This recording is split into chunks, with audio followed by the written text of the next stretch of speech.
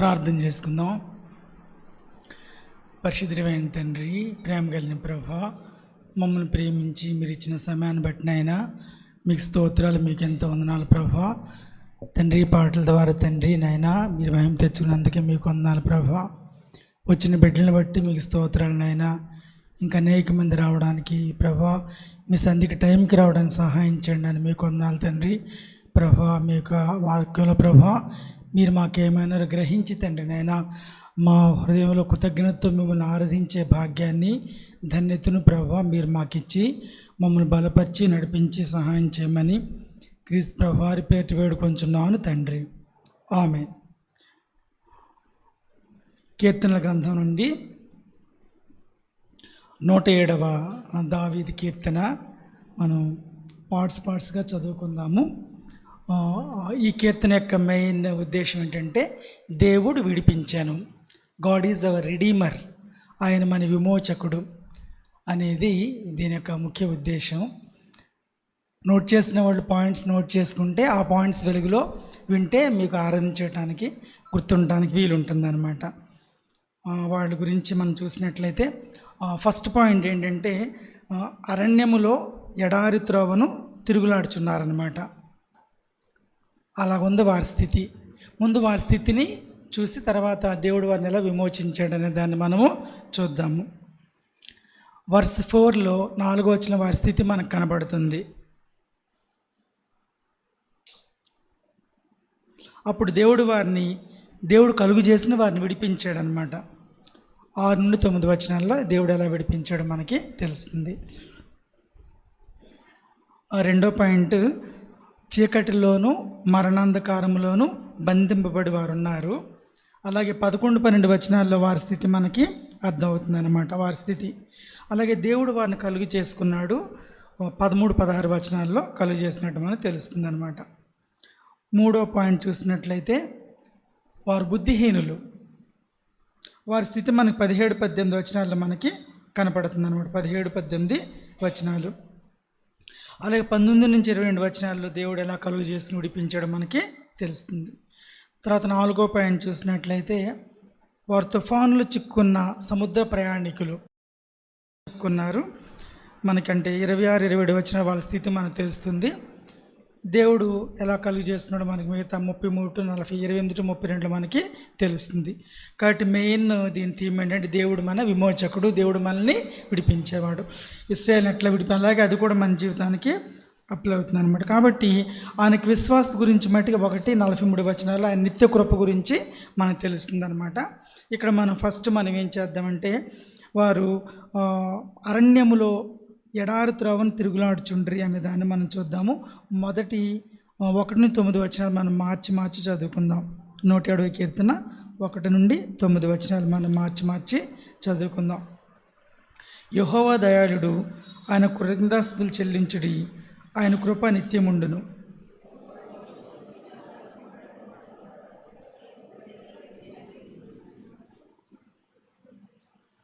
తూర్పు నుండి పడమటి నుండి, ఉత్తరము నుండి దక్షిణము నుండి, నానా దేశముల నుండి ఆయన పోగు చేసిన వారును ఆ మాట పలుకుదురుగాక.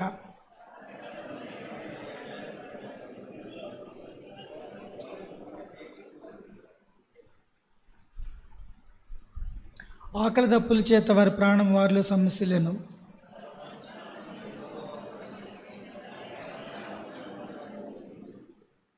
వారు ఒక నివాసపురం చేరినట్లు చక్కని త్రోవను ఆయన వారిని నడిపించెను.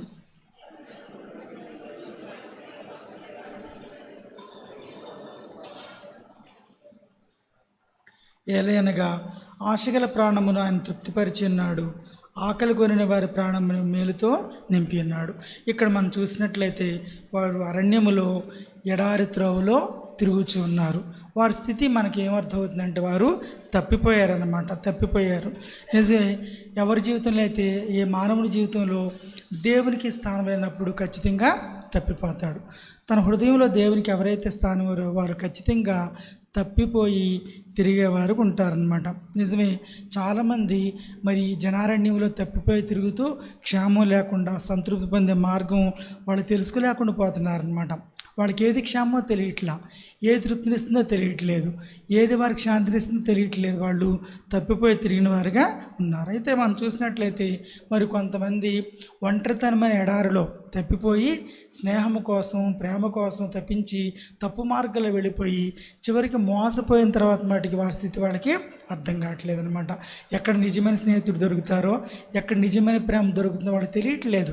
తిరుగుతున్నారు లోకంలో, అనేక విషయాలు వాళ్ళు అన్వేషిస్తున్నారనమాట. అన్వేషిస్తే చివరికి మోసపోయిన తర్వాత కానీ వాట్సాప్ ఫ్రెండ్షిప్స్ అని, అలాగే ఫేస్బుక్ ఫ్రెండ్షిప్స్ అని అన్నీ తెలిసిన మోసపోయిన తర్వాత కానీ వాళ్ళకి అర్థం కావట్లేదు. కాబట్టి వ్యర్థమనే ప్రయత్నాన్ని వాళ్ళు చేస్తున్నారు. కొంతమంది మరి శూన్యమనే ఎడారిలోకి వాళ్ళు వెళ్ళి చిక్కుపోతున్నారనమాట. సో మన ధ్యానమే చేస్తారు, మైండ్ బ్లాంక్ అయిపోతే ఆటోమేటిక్గా ఏమవుద్ది, చీకటి శక్తులు వచ్చి అక్కడ పని చేస్తాయి ఆటోమేటిక్గా. ఏదో రకరకాల మార్గాలు వెళుతున్నారు వాళ్ళు. ఏదో ధ్యానం చేసి శూన్యంలోకి వెళ్ళిపోయి దేవుడితో మాట్లాడితే ప్రశాంతం వస్తుంది అనుకుంటాడు, కానీ మైండ్ని చీకటి శక్తులు ఆవరిస్తున్న సంగతి వాళ్ళకి తెలియట్లేదు అనమాట. అలాగే కొంతమంది ఏం చేస్తున్నారంటే అపారమైన సంపదన ఎడారిలో వాళ్ళు మునిగిపోయారనమాట. వాళ్ళ పని ఏంటంటే బాగా సంపాదించడం, డబ్బు సంపాదన. వాళ్ళు వర్కహాలిక్స్ అంటారు, పని రాక్షసులు. ఇంకా వాళ్ళ మైండ్ అంతా దేని మీద అంటే ఎలా అయినా డబ్బు సంపాదించాలి కాబట్టి విపరీతమైన వర్క్ చేస్తారు. They don't take any rest తీసుకోరు. వాళ్ళ మైండ్ దేని మీద ఉంది, డబ్బు మీద, డబ్బు సంపాదన అనమాట. కాబట్టి రెస్ట్ కూడా తీసుకోకుండా, ఆరోగ్యాన్ని పాడు చేసుకోకుండా, ఆదివారం అని లేకుండా దేవుడు మనకి ఏం చేశాడు, ఒక 6 దినాలు కష్టపడి ఈరోజు విశ్రాంతిని తీసుకోవాలి. కాబట్టి సోమవారం టు శనివారం కష్టపడుతున్నాము, ఆదివారం విశ్రాంతి, దేవుని సన్నిధికి వచ్చి విశ్రాంతిగా మనం గడపాలి. మన బాడీకి కూడా రెస్ట్ అనేది అవసరం. వాళ్ళకి అవేం పట్టమన్నమాట. కాబట్టి అపారమైన సంపదని ఎడారిలో వాడు చిక్కుపోయారనమాట. కాబట్టి రకరకాల ప్రజలు రకరకాల ఎడారుల్లో చిక్కుపోతున్నారనమాట. అలాగే ఇతరుల యొక్క నిర్దయ, ఉదాసీనత, అలా క్రూరత్వం వంటి ఎడారిలో కూడా చిక్కుపోయి వాళ్ళు ఏం చేస్తున్నారంటే ఆందోళన చెందుతూ వ్యర్థ ప్రయత్నాలు చేస్తున్నారు. అందుకే మనం చూసినట్లయితే 107వ కీర్తన 4వ వచనంలో వారు అరణ్యం మంది ఎడారి త్రోవను తిరుగులాడుచుండరి, నివాసపురం ఏది వారికి దొరకక పోయాను. చూసారా, మరి కొంతమంది ఏం చేస్తారంటే ఈ ఉద్యోగం నచ్చలేదని ఇంకో ఉద్యోగం అనమాట, ఇంకొక ఉద్యోగం. మాకు తెలిసిన ఆయన చెప్పారు, చివరికి ఎస్ఐగా చేసి, టెలిఫోన్ ఎక్స్టెండ్ చేసి, తర్వాత చివరికి బ్యాంకులో సెటిల్ అయ్యానండి అని. అంటే రకరకాల, అంటే ఆ ప్లేస్లో ఉన్న ఒత్తిడి తట్టుకోలేక మళ్ళీ పరీక్షలు రాసి కొత్త ఉద్యోగం అనమాట. చూసారా, అలాంటి ఒక ప్లేస్ నుంచి ఇంకో ప్లేస్కి, ఒక ఉద్యోగం నుంచి ఉద్యోగాన్ని మారిపోతూ ఉంటారనమాట.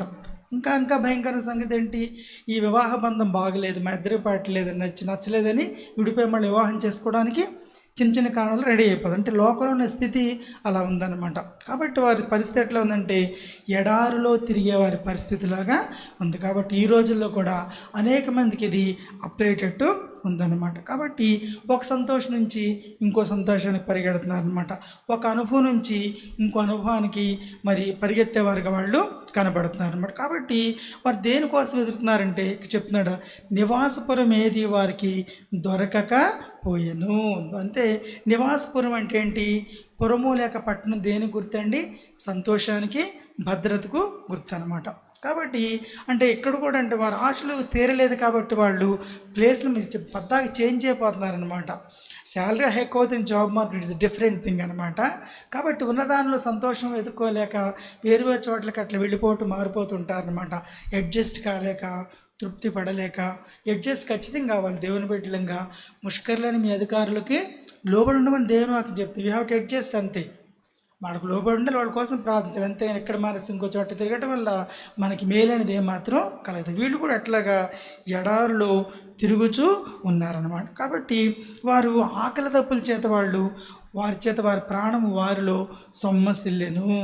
వారు సొమ్మ అయితే వారు ఎప్పుడైతే మరి యేసుక్రీస్తు ప్రభు దగ్గరికి వస్తారో అక్కడే వారికి మరి ఆయన ద్వారానే జీవము, ఆయనే మార్గము, సత్యము, జీవం కాబట్టి ఆయన దగ్గరే దొరుకుద్ది. కాబట్టి వారు ఆకలి తీరాలంటే, దప్పులు తీరాలంటే జీవజలమైన, జీవాహారమైన ప్రభు దగ్గరికి వస్తేనే ఖచ్చితంగా జరుగుతుంది అనమాట. కాబట్టి ఇక్కడ మనకు చూసినట్లయితే దేవుని యొక్క విమోచన గురించి మనకి 6వ వచనం, 13వ వచనం, 19వ వచనం, 28వ వచనాలు 4 అంటే ప్లేసెస్లో మనకి ఆ విమోచకుడని మనకి కనిపిస్తుంది అనమాట. అంటే వారి స్థితి మనకు కనబడుతుంది, వారి స్థితి నుంచి దేవుడు ఎలాగా విమోచించాడు. ఈ కీర్తనలో 4 సార్లు మనకి కనబడుతుంది ఆయన విమోచించాడని. కాబట్టి ఆయన ఏం చేశాడంటే వాళ్ళని వారి కష్టకాలం మందు యెహోవాకు మొరపెట్టి ఆయన వారి ఆపదల నుండి వారిని విడిపించెను. వారికి నివాసపురం చేరినట్లు చక్కని త్రోవన ఆయన వారిని నడిపించెను. నిజమే, ఒకప్పుడు మనస్థితి కూడా అలాగే ఉందన్నమాట. మన లోకంలో ప్రేమ కోసం, స్నేహం కోసం తప్పించిపోయిన వారంగా ఉన్నామన్నమాట. అలాగే మన మైండ్ ఏం చేయాలో అర్థం కాక బ్లాంక్గా పెట్టుకున్న రోజులు కూడా ఉన్నాయన్నమాట. తృప్తి లేక, సంతోషం లేక, ఇటు అటు మరి చెదరగొట్టబడిన వారిలాగా వెళ్ళిపోయిన స్థితిలో ఒకప్పుడు మనం కూడా ఉన్నామన్నమాట. అలాంటి స్థితిలో మనం ఉన్నామన్నమాట. కాబట్టి కొన్నిసార్లు ఈ వివాహబంధం ఎందుకు వచ్చింది, బ్రేకప్ చేసిన మైండ్ కూడా వస్తానికి దెర్ ఇస్ ఎవరీ పాసిబిలిటీ. అలాగా బిలీవర్స్ కూడా వచ్చే పాసిబిలిటీ ఉంది. అంటే అలాంటి పని చేయని ఆ మైండ్లోకి వెళ్ళే అవకాశాలు చాలా ఉంటాయి. కానీ ఎప్పుడైతే దేవుడు మొరపెడతామో, దేవుడు కలుగు చేసుకున్నాడో, అప్పు చెప్పుకున్నాడో, దేవుడు వాటి నుంచి మనల్ని విడిపించాడు అనమాట. కాబట్టి ఎప్పుడైతే వాళ్ళు అక్కడక్కడే చక్కర్లు కొడతా తిరుగుతూ ఉన్నారనమాట, వాళ్ళు బయటిలాగా అక్కడక్కడే తిరుగుతున్నారు. కానీ దేవుడు ఎప్పుడైతే వాళ్ళని అర్థం చేసుకుని విమోచించాడో అప్పుడు వారు అర్థం లేని జీవితానికి అప్పుడు ముగింపు అనేది దొరికిందనమాట. కాబట్టి మరి యేసు ప్రభువారిలో మరి సంతృప్తి, భద్రత, సంతోషం ఉంది. నిరాశ నుంచి, తృప్తి లేని జీవితం నుంచి ప్రభువారు విడిపించేవాడుగా ఉన్నాడు. నిజమే, ప్రభువుని కలిగిన జీవితం ఎంతో తృప్తిగా, ఎంతో ధన్యకరంగా ఉందన్నమాట. మా మదర్ వాళ్ళ పిన్ను కూతురు మా ఆంటీ ఉంది. ఆమె భక్తిగా ఉండేది. ఆయన భయంకరమైన త్రాగుబోతు, ఎలమర్ అన్నమాట. కానీ తను మొత్తానికి ఆయన మారాడు. ఏసన్ గారు అక్కడ మీటింగ్స్ పెట్టినప్పుడు ఎలమర్లో ఆయన ద్వారా మారి, ఒకసారి అప్పుడు EFGM చర్చ్లో ఉపవాస కూడికలు పెడుతున్నప్పుడు నేను పక్క ట్యూటోరియల్స్ నేను ట్యూషన్ చెప్పి అప్పుడే వెళుతున్నాను అనమాట. ఆంటీ ఆయన మారి వచ్చాడనమాట. ఆంటీలో నేను చూసా, అంటే అంత గొప్ప సంతోషం చూశాను. ఆయన కూడా మారి దేవుసందుకు వస్తున్నాడు కదా. ఆ ట్యూటోరియల్స్ టైం 9 అయింది. వాళ్ళు అప్పుడే ఉపవాస ప్రార్థనకి, సంపూర్ణ ప్రార్థనకు వచ్చినప్పుడు నేను చూశాను అనమాట. ఆయన మారడం వల్ల ఆమె జీవితం ఎంత సంతోషంగా మారిపోయింది నాకు తర్వాత అర్థమైందనమాట. కాబట్టి ప్రభువు దగ్గరకు వచ్చినప్పుడు దేవుడు తప్పకుండా విమోచన ఇవ్వడు. మన జీవితం కూడా ఒకప్పుడు స్థిరత్వం లేకుండా, నెమ్మది లేకుండా, ఏదో సంపాదించాలి, ఏదో చేయాలని ఒకలాంటి వాటి వెనక పరిగెడుతూ మనం అంటే అరణ్యంలో తిరుగుతున్నట్టున్న స్థితి మనకి ఒకప్పుడు ఉంది. కానీ ప్రభువు మనల్ని ప్రేమించి, మనల్ని వెతికి రక్షించుకుని ఆయన మనల్ని విడిపించాడు. ఎప్పుడైతే మనం ప్రభువుకు మొరపెట్టామో ప్రభు అలాగా మనల్ని విడిపించాడు. తర్వాత వాళ్ళ స్థితి మనం చూసినట్లయితే వారు 107 వచనంలో మనం చూసినట్లయితే బాధ చేతను, ఇనుపకట్ల చేతను బంధింపబడిన వారే చీకటిలోను, మరణాంధకారంలోను నివాసం చేయవారి హృదయమును. చూసారా, వాడు ఎలా ఉన్నారంటే దేవుడు వాళ్ళంట బాధ చేతను, ఇనుపకట్ల చేతను బంధింపబడినవారు. దేవుడు వాళ్ళకి ఫ్రీ విల్ ఇచ్చాడు. అంటే సత్య మార్గాన్ని ఫ్రీ విల్ ఇచ్చాడు. అంటే స్వచిత్తాన్ని మన ఇష్టం వచ్చాడు ఎన్నుకోవడం, 2 మార్గాలు దేవుడు మనకి ఇచ్చాడు. కాబట్టి వాళ్ళు ఏం చేశారంటే ఆ ఫ్రీ విల్ని ఆ ఫ్రీ విల్ని కీడు కలిగించే వాటిని ఎన్నుకోవడానికి వారు ఉపయోగించుకున్నారనమాట. దేవుడు మనల్ని ఒక ఫ్యాన్ లాగా చేయలేదు. ఫ్యాన్ ఉంది, మనం స్విచ్ చేస్తే తిరుగుతుంది, స్విచ్ ఆఫ్ చేస్తే ఆరిపోతుంది.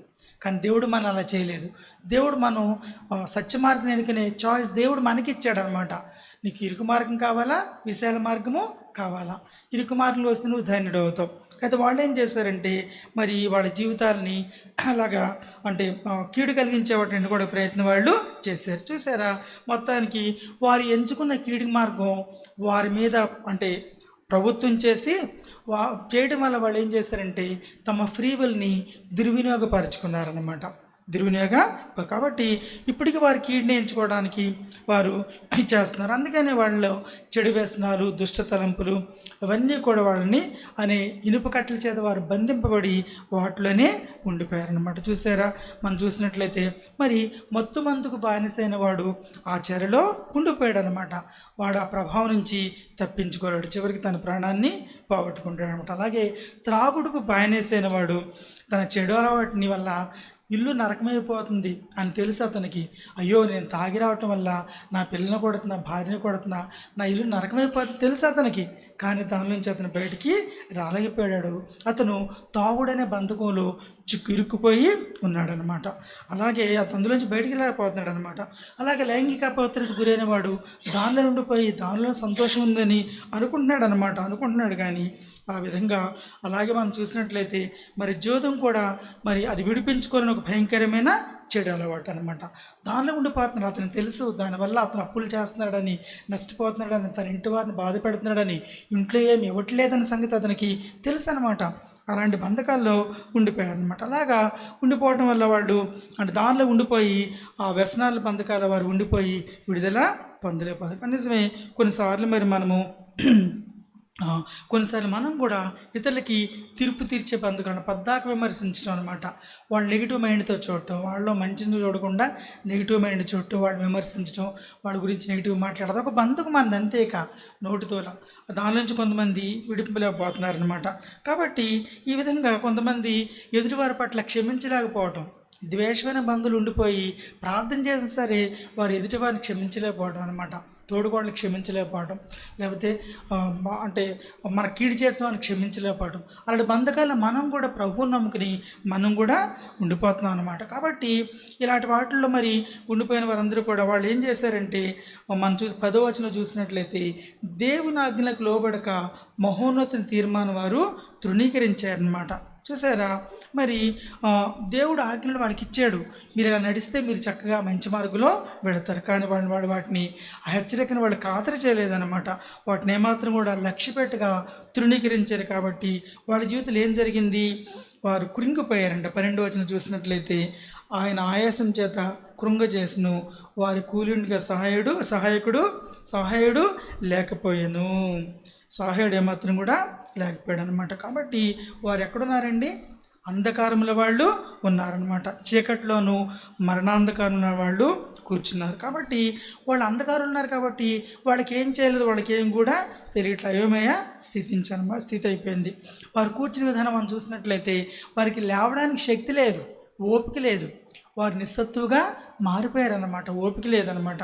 కాబట్టి అవన్నీ వాళ్ళకున్న సామర్థ్యము అలాగే శక్తియుక్తులు అవన్నీ కూడా నిర్వీర్యం అయిపోయినాయి అనమాట. దేవుని దూరంగా ఉండటం వల్ల అవన్నీ ఏమాత్రం కూడా పనిచేయట్లేదనమాట. కాబట్టి అసలు వారి లోపం ఏమిటో ఎందుకు అట్లా అయిపోయారు వాళ్ళు గ్రహించలేకుండా ఉన్నారు. దానివల్ల వారు ఏమంటే నిరీక్షణ వాళ్ళు కోల్పోయారు అనమాట. వాడు నిరీక్షణ కోల్పోయారు. కాబట్టి ఈ విధంగా 12వ వచనం కూడా చూసినట్లయితే ఆయన ఆయాసం చేత కృంగజేసెను, వారు కూలి ఉండగా సహాయుడు లేకపోయాను. ఆయాసపడ్డారనమాట. వాళ్ళు ఆయాసపడ్డారు, ఎందుకంటే అధిక శ్రమ వల్ల వాళ్ళు కృంగిపోయారు. అలాగే అంటే ఆయాసంలో నశించిపోయే స్థితికి వారు వచ్చేసారనమాట. దేవుని మీద తిరుగుబాటు చేశారు. వారి సొంత మార్గాలను వారు ఏర్పరచుకున్నారనమాట. మన జీవితంలో కొంతమంది పిల్లలు, నేను భక్తిగా ఉన్నా కదా నాకు ఎంబీబీఎస్ సీట్ ఎందుకు రాలేదు, నేను భక్తిగా ఉన్నా కదా నాకు ఐఐటీలో సీట్ ఎందుకు రాలేదు, నేను దేవుడిని అడిగేది ఎందుకు రాలేదు. కానీ కొంతమంది అలాగా మంచిగా దేవుడిని విశ్వాసించి భక్తి కలిగిన పిల్లలు కొంతమంది అవి రాకపోవడం వల్ల దేవుడికి వెనక్కి వెళ్ళిపోయారు అనమాట. అన్నయ్య ఎప్పుడు చెప్పేవాళ్ళు, నీకు లోన్ ఇచ్చినా ఇవ్వకపోయినా బ్యాంకే, ఇదేం బ్యాంక్, ఇది బ్యాంకే కాదు, నాకు లోన్ ఇవ్వలేదంటే కుదరదు. ఆ బ్యాంక్ నీకు లోన్ ఇవ్వాలంటే ఏం చేయాలి, కొన్ని షరతులకు నువ్వు లోబడి ఉండాలి. అప్పుడే దేవుడు నీకు ఇస్తాడు. ఒకవేళ నీకు అది మంచిది కాదేమో తెలియదు కదా. ఎప్పుడు మనం గుర్తుంచుకోవాలి, మన జీవితాల్లో దేవుడు ఎప్పుడు కూడా ఉత్తమమైన దాని మంచిదని దేవుడు ఇప్పుడు కూడా ఇస్తాడు. అది ఎప్పుడు గుర్తుంచుకోవాలన్నమాట. మా క్లాస్మేట్స్ వెంటనే బీఈడ్ అవగానే ఎంఏ ఇంగ్లీష్ చేసి వాళ్ళు డైరెక్ట్గా ఏపీ సోషల్ వెల్ఫేర్ రెసిడెన్షియల్ స్కూల్స్లో పీజీటీలుగా సెలెక్ట్ అయిపోయారు, పోస్ట్ గ్రాడ్యుయేట్ టీచర్స్గా సెలెక్ట్ అయ్యారనమాట. ప్రిన్సిపల్స్ కూడా అయ్యారు. నేను ఎప్పుడు అనుకునేవాడిని, భలే అయిపోయారు వాళ్ళు, నేనేంటి సెకండ్ గ్రేడ్ టీచర్ని, ఎప్పుడుకో కానీ ప్రమోషన్ రాలేదు అనుకునేవాడిని అనమాట. 1 ఇయర్ బీడ్ అయిన తర్వాత నిడుమోళ్ళు మిషనరీ స్కూల్ వర్క్ చేసేవాడు, పీజీకి వెళ్ళాను 88-90 బ్యాచ్లో దేవుడిచ్చి. ఒకవేళ ఏపీ రెసిడెన్స్లో నేను కూడా ఆ స్కూల్స్లో పీజీటీని అయ్యి ఒకవేళ ప్రిన్సిపల్ అయినా ఒక మంచి సహవాసం నేను కోల్పోయేవాడిని అనమాట. కాబట్టి జీవితంలో గుర్తుంచుకోండి, దేవుడు మనకి ఏదో ఇవ్వలేదు అది ఇవ్వలేదు అని మనము విసుక్కుని నిరాశ చెందడం కాదు. దేవుడు ఎప్పుడు కూడా మనకి మంచిదాన్నే ఇస్తాడు. ఒకసారి ఒక అమ్మాయి వాళ్ళ నాన్నగారిని, డాడీ నాకు మంచి బొమ్మ కొనివ్వండి అని అడిగిందంట. తప్పకుండా కొనిస్తానమ్మా, నేను తీసుకెళ్ళని చెప్పంట. వీళ్ళ డాడీ మైండ్లో ఏముందంటే, ఎలాంటి బొమ్మ అంటే కదిలే కళ్ళు ఉండాలి, ఆ బొమ్మకి నడిచే కాళ్ళు ఉండాలి, చక్కని జుట్టు ఉండాలన్నమాట, అలాగే హలో చెప్పాలి, అదంతా మైండ్లో ఆయన పెట్టుకుని వెళ్ళాడనమాట. ఇద్దరు కూడా టాయ్ షాప్ ఫ్యాన్ షాప్ అనుకోండి, ఇద్దరు వెళ్ళారు. వెళ్ళిన తర్వాత ఒక పిల్ల ఒక బొమ్మను తీసుకుని ఇలా హత్తుకుని, డాడీ ఈ బొమ్మ నాకు చాలా నచ్చింది డాడీ, అని చెప్పింది. అయితే వాళ్ళ డాడీ అంతకంటే మంచిది ఇవ్వాలనుకున్నాడు అనమాట. అలాగే 2-3 నిమిషాలు ఆగి ఆ బొమ్మ అమ్మాయి హత్తుకున్న బొమ్మను తీసేసుకున్నాడు. తీసుకుంటే అమ్మాయి కళ్ళంటే నీళ్ళు వచ్చినాయి కదా. ఒక నిమిషమే కాదమ్మ, మీరు ఇంకా మంచిదని తెచ్చిస్తే ఇంకా ఆ పిల్ల ఆ ఏడుపు మనసు ఇంకా సంతోషంతో చాలా ఆనందించి ఇంకా ఆ నాన్న గట్టి కౌగిలించుంది. మన జీవితంలో మనం అనుకునేది మనం మంచిది అనుకుంటాం. కాదు, దేవుడు అంతకంటే ఖచ్చితంగా ఉత్తమమైన దాన్ని దేవుడు మనకి ఇస్తాడు. ఆ సంగతి ఎప్పుడు మర్చిపోకూడదు. కాబట్టి దేవుడు నాకు ఆ సీట్ ఇవ్వలేదు, ఈ సీట్ ఇవ్వలేదు, అలాగే నాకు ఆ ఉద్యోగం లేదు, ఈ ఉద్యోగానికి ఆ దేవుడి మీద ఆడటం వల్ల మనం నష్టపోతాం తప్ప దేవుని కృపను మనమే కోల్పోతాం. కానీ మరి మనకి ఒరిగేదేమి కూడా ఉండదు. కాబట్టి వాళ్ళు ఆయాసపడి ఏం చేశారు చూడండి. కీర్తనలు 13-15లో మనకి చెప్తుంది కదా, విశ్వాసఘాతుకుల మార్గము కష్టము. విశ్వాసఘాతుకులు అన్నమాట. దేవుడు మంచిది ఇస్తాడని నమ్మలేక దేవుడి మీద కలిగి ఆయాసపడి దేవుడి మీద ఉణుక్కుని సణుక్కుని వాళ్ళు చేసినమాట. అందుకే దమస్క్ మార్గంలో క్రీస్తు సౌలుని ఎదుర్కొన్నప్పుడు అంటారు కదా, సౌలా మునుకోరలకు ఎదురుతున్నట్టు నీకు కష్టం అని చెప్పాడు. దేవునికి వ్యతిరేకంగా వెళ్తున్నాడు సౌలు. లేదు, నువ్వు గెలవలే సౌలు, నువ్వు నాకు లోబడాల్సిందని దేవుడు తనని దర్శించాడు అనమాట. కాబట్టి వాళ్ళు అలాగా ఉన్న స్థితిలో దేవుడు వారిని జ్ఞాపకం చేసుకున్నాడు. ఏం చేశాడంటే చీకట్లో నుండి మరణాంధకార స్థితిలోంచి దేవుడు వారిని రప్పించాడు. మరి 13-16 వచనం మనం చదివినట్లయితే, కష్టకాలమందు వారు యెహోవాకు మొరపెట్టిరి, ఆయన వారి ఆపదల్లో నుండి వారిని విడిపించాను. వారి కట్లను తెంపివేసి చీకట్లో నుండి మరణాంధకారంలో నుండి వారిని రప్పించాను. ఆయన కృపను బట్టి నరులకు ఆయనచే ఆశ్చర్యకారం బట్టి వారు యెహోవా కృతజ్ఞతాస్తుతులు చెల్లించుదురు గాక. ఏలేనిగా ఆయన ఎత్తడి తలుపును పగులుగొట్టి ఉన్నాడు, ఇనుప గడలను విరిగొట్టి ఉన్నాడు. చూసారా, మరి ఎప్పుడైతే దేవుడి మీద తిరుగుబాటు చేసిన తర్వాత మన తప్పు తెలిసి మరలా దేవుని మనం అప్పచెప్పుకుంటామో, అంటే దేవుడు కూడా మన దగ్గరికి వస్తున్నప్పుడు మన కళ్ళను దేవుడు తప్పకుండా తెరుస్తాడనమాట. మరి తప్పైన కుమారుడు దేవుడి దగ్గరికి రావాలనుకున్నప్పుడు ముందు జరిగింది ఏంటంటే, మనం చూసినట్లయితే అయితే వానికి బుద్ధి వచ్చినప్పుడు అనుకున్నాడంట తిరిగి తండ్రి దగ్గరికి వెళ్ళాలనుకున్నాడు అనమాట. అంటే అతడు గ్రహింపులోకి వచ్చాడు. కాబట్టి దేవుడు ఎప్పుడు కూడా మన జీవితంలో మంచిదే ఇస్తాడనమాట. దాన్ని ఎప్పుడు మనం గ్రహించాలి, గ్రహింపు కలగాలి. ఒకతను పెద్ద మర్రి చెట్టు కింద పడుకున్నాడంట. దేవుడు ఏంటి ఇంత ఇచ్చాడు. పెద్ద మర్రి చెట్టుకేమో చిన్న మర్రికాయలు, చిన్న సొర చెట్టుకేమో పెద్ద సొరకాయలు. ఏంటి అసలు ఇలా చేశాడు? పెద్ద మర్రి పెద్ద మరికాయలు ఉండాలి కదా అనుకున్నాడంట. కానీ అతను నిద్రపోయిన తర్వాత లేచేసరికి తన పక్కన మీద మరికాయలు పడిపోయి ఉన్నాయి అనమాట. అతను అనుకోవడమో దేవుడు గొప్పవాడే, నేను పడుకున్నందుకు, మరి ఈ మర్రి చెట్టు కింద పడుకున్నందుకు పెద్ద సొరకాయ అంత మరికాయలు పెద్ద నా మీద పడితే కనుక నేను చచ్చేవాడిని. కాబట్టి దేవుని యొక్క కార్యాలు మనం ఎప్పుడు కూడా గ్రహించాలి. దేవుడు గ్రహింపిస్తాడనమాట. అయితే వాడికి బుద్ధి వచ్చినప్పుడు, మన బిడ్డల గురించి మనం కన్నీటి ప్రార్థన చేసినప్పుడు దేవుడు వాడికి బుద్ధిని ఇస్తాడన్నమాట. వాడి నేత్రాలని తెరిపిస్తాడు. కొన్నిసార్లు మరి మనం అనుకున్న టైంలో జరగకపోవచ్చు అనమాట. మా ఫ్రెండ్ ఒక ఆయన శామ్యుల్ ప్రభుదాస్ అని, వాళ్ళ నాన్నగారు వాళ్ళకి 20 ఏళ్ళకి పుట్టిన తర్వాత ఆయన రక్షణ కోసం ఎప్పుడూ ప్రార్థన చేసేవాళ్ళన్నారు. కానీ వాళ్ళ నాన్నగారు చనిపోయిన తర్వాత రక్షణ పొందాడు. ఒక హై స్కూల్ టీచర్ ఆయన, నందిగాం దగ్గర ఏదో ఒక దేవతప్పు ఊరు ఉంటుంది, పెనుగంచిపోయిన, దానిలో పెద్ద హై స్కూల్ టీచరు, పెద్ద చర్చి కట్టి సేవ చేస్తూ నైట్ టైం అక్కడ పేద పిల్లలకి ట్యూషన్స్ పెట్టి చదువు కూడా చెప్పిస్తున్నాడు అనమాట. కానీ ఆ ఫలితాన్ని వాళ్ళ నాన్నగారు చూడలేకపోయారు. కానీ మనం చేసిన ప్రార్థన మనం లేకపోయినా సరే తప్పకుండా మరి మన బిడ్డలకి అది రక్షణగా నిలుస్తుంది అనమాట. మరి ఇతను అంటాడు కదా, సెయింట్ ఆగస్టిన్ అంటాడు, నా తల్లి కన్నీటి ప్రవాహం నేను కొట్టుకుపోయి దేవుడి దగ్గరికి వచ్చానమాట. వాళ్ళ అమ్మగారు మోనిక ఎంతో ఏడ్చి ప్రార్థన చేస్తానమాట సెయింట్ ఆగస్టిన్ కొరకు. ఆయన వ్యభిచారంలో తిరిగాడు, వేసుల దగ్గరికి వెళ్ళేవాడు అనమాట. కానీ అలాంటి వ్యక్తి వాళ్ళ అమ్మ కన్నీటి ప్రార్థన ద్వారా ప్రభు దగ్గరికి వచ్చి హీ బికేమ్ సెయింట్ ఆగస్టిన్ అలా అయ్యాడు. కాబట్టి మరి మనం కూడా మన బిడ్డల కోసం ప్రార్థించాలి. మన బిడ్డలు ఎందుకు ప్రభు నమ్ముకోవట్లేదు, అన్నీ ప్రొవైడ్ చేస్తున్నాం ఖచ్చితంగా. అందుకు వాళ్ళకి అన్ని దొరికితే ఎందుకు దేవుడు ఎందుకు కావాలి?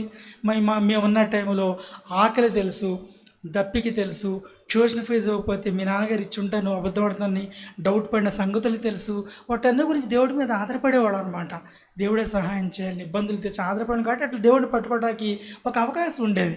కానీ మన బిడ్డలు మనం అన్నీ ప్రొవైడ్ చేస్తే వాడికి ప్రభువును పట్టుకుని ఆ విశ్వాస మార్గం మనం నేర్పట్లేదు, ఆ ఛాన్స్ మనం ఇవ్వట్లేదు అనమాట. ఒక్కసారని చెప్పారు, ప్రార్థించే దేవుడు ఇస్తాడు, మనం చెప్పి అడగానే ఇచ్చేస్తున్నాం. మనం వాళ్ళకి చెప్పాలి, నేర్పాలి. నువ్వు ప్రార్థించే దేవుడు నీకు ఇస్తాడు. కాబట్టి అలా విశ్వాస మార్గం మనం నేర్పకపోవడం వల్ల వాళ్ళు రాలేకపోతున్నారు. కానీ కన్నీరు ప్రార్థన మనం చేసి విశ్వాసాన్ని వాళ్ళకి మనం అంటే మార్గాన్ని బోధిస్తే చెప్పినాడు, ఖచ్చితంగా వాళ్ళకి బుద్ధి కలుగుతుంది. అప్పుడు వాడు దేవుని దగ్గరికి వస్తారు. అందుకే తప్పైన కుమారుడు విషయంలో అయితే వానికి బుద్ధి వచ్చినప్పుడు అతనికి గ్రహింపు కలిగిందనమాట. కాబట్టి దేవుడు విడుదల ఇచ్చే ముందు మనుషులు వారి పరిస్థితి తెలుసుకునేటట్టు దేవుడు వారికి ఏం చేస్తాడంటే మెత్తని మనసుని దేవుడు వారికి కలుగా చేస్తాడనమాట. మనం చూసినట్లయితే 14వ వచనంలో దేవుడు ఏం చేశాడు? 14వ వచనంలో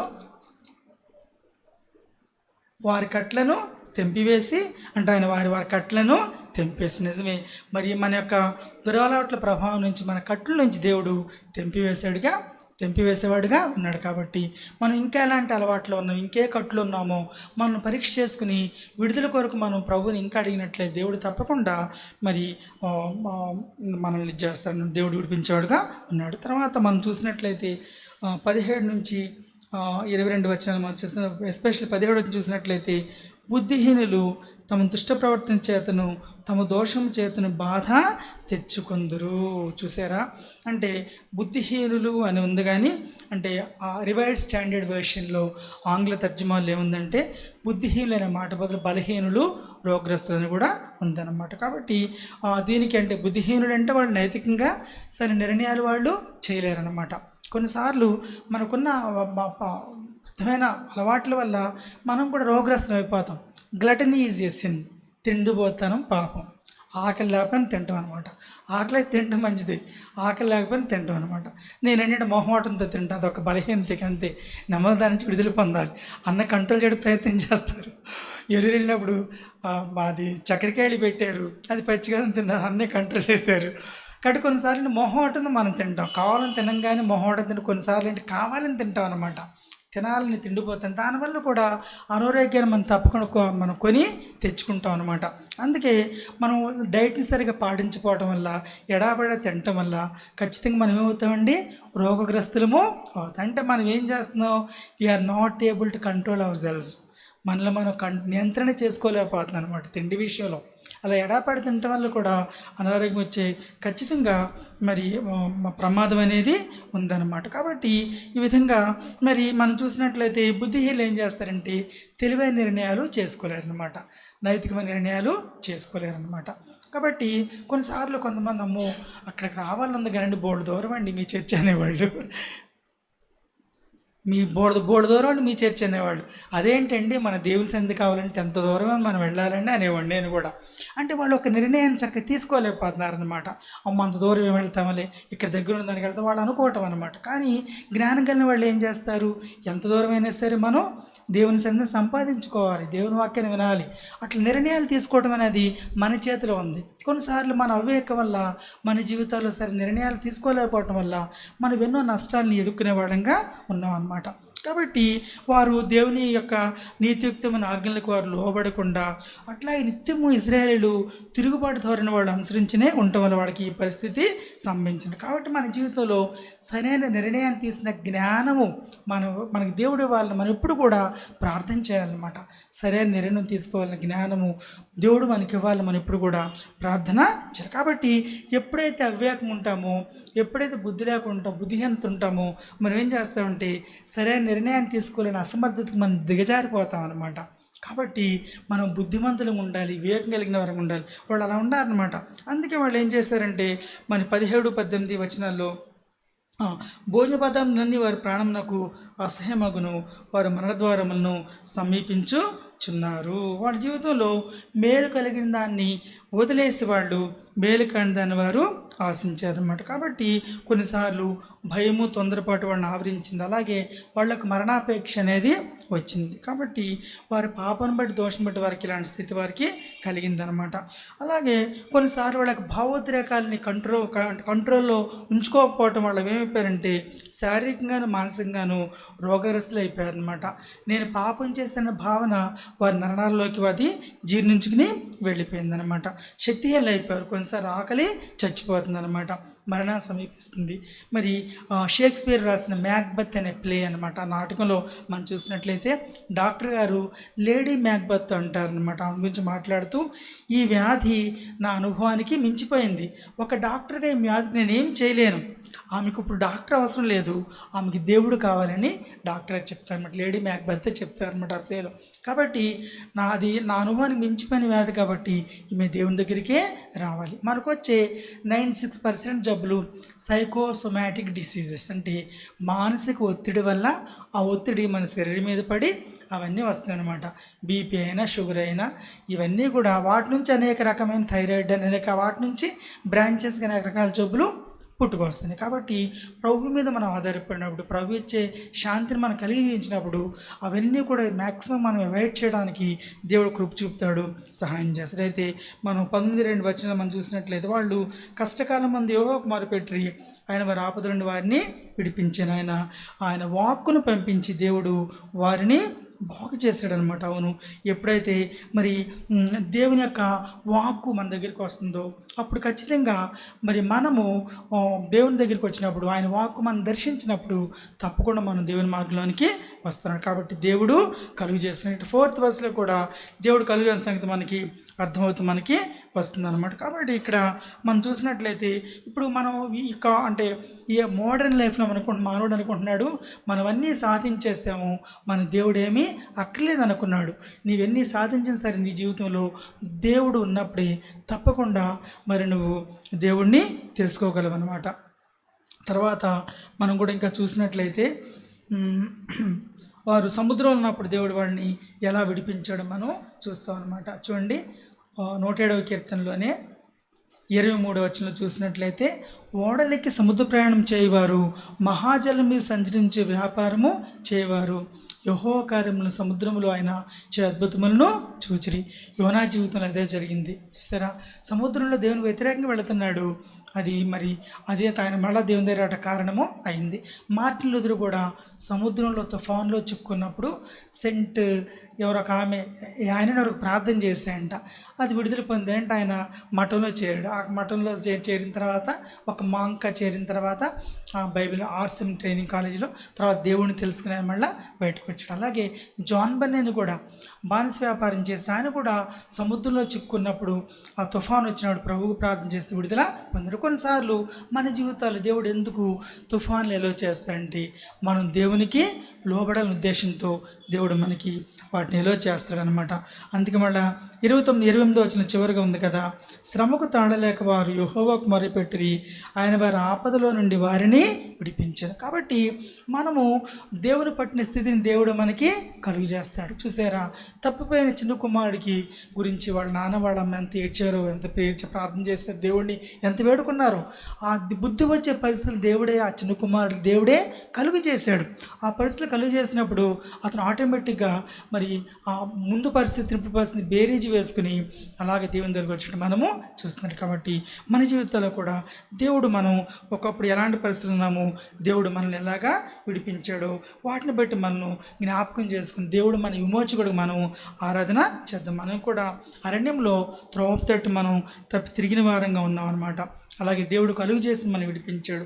అలాగే చీకట్లోను మరణాంధకారంలోను బంధింపబడిన వారం ఉన్నాం మనము, దేవుడు కలుగు చేసి మనకి విడుదలను ఇచ్చాడు. అలాగే మనం ఒకప్పుడు బుద్ధిహీనులుగా ఉన్నాము, దేవుడు మరి కలుగు చేసిన మన జీవితంలో మనకి విడుదలను ఇచ్చాడు. మనం కూడా తుఫాన్లో చిక్కుకున్న సముద్ర ప్రయాణికుల్లాగా మనం ఉన్నాము, ఏం చేయాలో మనకు అర్థం కావట్లేదు అనమాట. అలాంటి పరిస్థితుల్లో కూడా దేవుడు కలుగు చేసి మనకి విడుదలను ఇచ్చాడు. అలాగే ఆయన మన పట్ల కార్యసిద్ధిని కలిగేసిన గొప్ప దేవుడు అనమాట. తర్వాత 1వ వచనం మనం చూసినట్లయితే, యెహోవా దయాళుడు, ఆయనకు కృతజ్ఞతాస్తుతులు చెల్లించుడి, ఆయన కృప నిత్యముండును. మన పట్ల ఎప్పుడు కూడా ఆయన కృప ఉంటుంది. తర్వాత 43వ వచనంలో మనం చూసినట్లయితే, బుద్ధిమంతుడైన వాడు ఈ విషయములను ఆలోచించును, యెహోవా కృపాతిశయములను జనులు తలపోయిదురుగాక. ఇక్కడ కూడా యెహోవా యొక్క కృపాతిశయం కనబడుతుంది. కాబట్టి దేవుడు ఎప్పుడు కృపగలవాడు, కానీ మనం మన జీవితాలను ఆయనకు అప్పగించుకున్నప్పుడు ఆయన కృపలను మనం రుచి చేసేవారంగా ఉంటాం. కాబట్టి ఒకసారి జ్ఞాపకం చేసుకుందాం, మనం ఎలాంటి బంధకాలు ఉన్నాము, దేవుడు మనల్ని ఎలాగ విడిపించాడు, మనం జ్ఞాపకం చేసి మనం ఆరాధించే వారంగా ఉన్నాము. మాకు ఎంఏ ఇంగ్లీష్ సెకండ్ ఇయర్లో మాకు పిలిగ్రిమ్స్ ప్రోగ్రెస్ అని ఒక బుక్ ఉందన్నమాట. కొన్ని నావెల్స్ అంటే మన ఇష్టమైన సెలెక్ట్ చేసుకోవచ్చు. వాటి నుంచి 3 నావెల్స్ని సెలెక్ట్ చేసుకుని 3 ప్రశ్నలు ఇస్తాడు. 20 మార్కులు అనమాట. 5 క్వశ్చన్స్ ఉంటే 5 20s 100 మార్క్స్ పేపర్ అనమాట. నేను పిలిగ్రిమ్స్ ప్రోగ్రెస్ సెలెక్ట్ చేసుకున్నా, మనకి ఇష్టమైంది కదా. అయితే యాత్రికుడు ఎప్పుడైతే వెనక పెద్ద బరువు మూట ఉంటుందన్నమాట, మూట ఉన్నప్పుడు అతను ఆ సులువు దగ్గర మోకరించినప్పుడు అదంతా ఆ మూట విడిపోయి అది దాని నుంచి ఊడిపోయి దొల్లుకుంటూ వెళ్ళిపోయి అగతి సముద్రంలో పడిపోద్ది అనమాట. నేను కూడా చేశాను అనమాట. నా చిన్నప్పుడు ఒక కళ వచ్చింది. పరలోకానికి వెళ్తే 3 బ్రాహ్మిన్స్ అనమాట. 2 బ్రాహ్మిన్స్, ఒక బీసీ అబ్బాయిని దేవుడు ఉండిపోయిన కింద పంపించాడు అనమాట. 6వ క్లాస్ పైనుంచి ఇలా కిందికి వస్తుంటే మా ఎంఎస్ ప్రభాకర్ బాబాయ్, అనస్తేసి ఆంటీ, మా అమ్మగారు నుంచి ఉంటే పైనుంచి ఇట్లా కింద దిగాను అనమాట. నేను అప్పటి నుంచి నాకు భయం ఉండేదన్నమాట. అమ్మో అయితే నాకు పరలోకం దొరకదనమాట, నాకు పరలోకం రాదు కాబోలు, నేను పరలోకానికి వెళ్ళిన ఒకలాంటి భయం, వేదన. ఇది ఎవరితో చెప్పుకోలేదు, ఒంటరిగా అనుకునేవాడిని. కానీ దేవుడు ఎప్పుడైతే నన్ను దర్శించాడో అది నాకు విడుదల పొందింది. అందుకే నేను దానిలో రాశాను, ద సేమ్ థింగ్ హ్యాపెండ్. నేను పరీక్ష పేపర్లో రాశాను, the same thing happened in my life అని చెప్పి. ఒక భయంతో నేను భయమైన మూట నా వీపు వెనుకుంది, దేవుడిని చేరుకోవాలని. కానీ ఎప్పుడైతే దేవుడు నాతో మాట్లాడో వాటి నుంచి విడుదల పొందాను, నా హృదయానికి శాంతి దొరికిందని రాసి ప్రార్థన చేస్తాను. నార్త్ ఇండియన్స్ గారు అక్కడ ఎక్కువ పేపర్స్ దిద్దేది, ప్రభా ఆయన దర్శించే, ఆయనతో మాట్లాడు ప్రభా, ఇక్కడ ఆగి ఆయన చూడాలి ప్రభా. పీజీ పేపర్స్ ఇంటికి వస్తాయి అనమాట. ఇంటికి వస్తే వాళ్ళు లేకపోతే యూనివర్సిటీ డిపార్ట్మెంట్లో ఖాళీ కూర్చుని పర్సనల్గా దిద్దుతారనమాట. ఆయన అక్కడ ఆగాలనైనా, ఇది చదవాలనైనా, ఆయనతో మాట్లాడినైనా నేను ఎప్పుడు చాలా కాలం ప్రార్థన చేశాను. అసలు ఆ బుక్ పెట్టడం ఎంతో సంతోషించి, పిలిగ్రిమ్స్ ప్రోగ్రెస్ అనమాట. కాబట్టి అంటే మన అనుభవాలని ఎలాగ దేవుడు మనల్ని ఎలా విడిపించాడు జ్ఞాపకం చేసుకుంటే నిజంగా ఆయనకి మనము కృతజ్ఞతలు చెల్లించుకుంటే మనము ఉండలేము. బిలీవర్స్ అయినప్పటికీ ఇంకా మన కొన్ని బంధకాలని ప్రభు వైపు వచ్చినప్పుడు తప్పకుండా దేవుడు మనల్ని విడిపించి మనం అంటే పరిపూర్ణ మార్గంలో వెళ్ళడానికి దేవుడు మనం తప్పకుండా సహాయం చేస్తాడు. ఉదయకాల సమయంలో మరి ప్రభు మనల్ని వేటిని విడిపించడం మనం జ్ఞాపకం చేసుకుని కృతజ్ఞతను ఆరాధన చేద్దాం.